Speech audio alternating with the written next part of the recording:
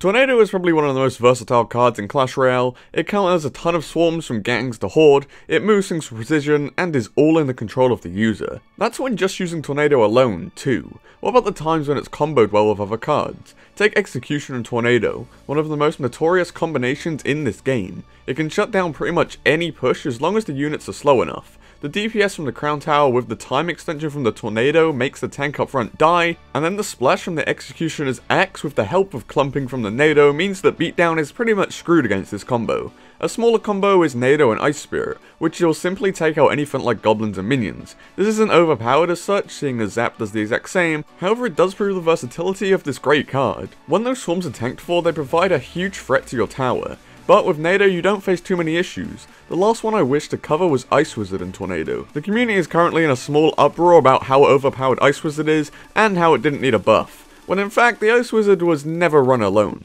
I have yet to see a deck that runs Ice Wizard and not Tornado, which tells me that Tornado is what makes this card appear strong. A lone Ice Wizard really struggles because of his lack of damage, but a Nado means that he can slow a unit's approach whilst the Crown Tower dishes out the damage. This makes it appear OP when in fact Nado is doing all of the work, and any splash attacker would suit here. Ice Wizard is just the best fit because it has an effect and is cheaper than most other options. Talking of cheap cards, Tornado itself only costs 3 elixir.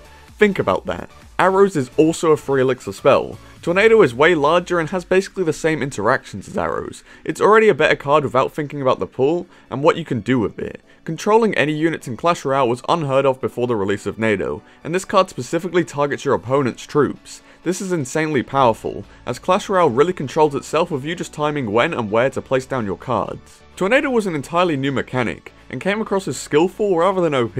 And I can agree, Tornado is quite a skillful card when compared to a lot of the others. However, it has a cap that most players have reached now. We all understand how it works, we all know the tiles to activate the king, and we all know the optimal timings to pull stuff away.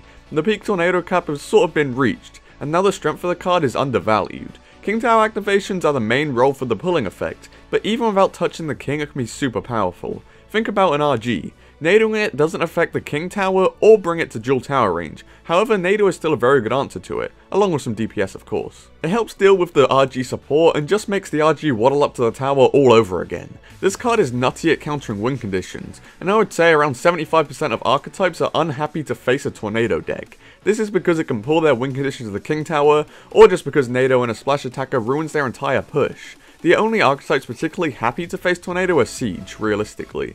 That's pretty insane for a card so versatile. However, it doesn't even stop at win condition cards. You can activate the King Tower with mostly anything, giving you an automatic advantage. It also simply murders a lot of supporting units, with the example to Minion Horde from earlier. Being a spell, Tornado is almost uncounterable too. Sure, you can put an Ice Skull in front of your Hog Rider to stop the King being activated, but that's literally only with Hog Rider. Most other win conditions won't work with the Ice Golem trick, and will just get pulled for their inevitable doom. A mostly uncounterable card is never fun to deal with, but I feel as though Tornado is allowed to get away with it because it's a spell and we're conditioned to them being powerful. I've recently uploaded 2 videos that go over utilizing the dual tower range, where you can kite units in between your tower and get insane DPS for cheap. Well, Tornado can pull things into this range very consistently, and can also make it a tri-tower range which is incredibly broken. Running Nado that means that you can pull anything into that range at any time you like, so for 3 elixir you get to trap a unit in between all 3 towers without having to spend any troops. Isn't that conceptually insane? Considering when Clash Royale was released, every interaction on defense would be troop versus troop. Now we just spend a Tornado and bam, no win condition for you. Once more, it's not even just win conditions. Basically every troop can cause the king to wake up. This probably wasn't balanced around when the game first came out, and I feel as though Supercell have just accepted it happening with the Tornado and just left it in the game.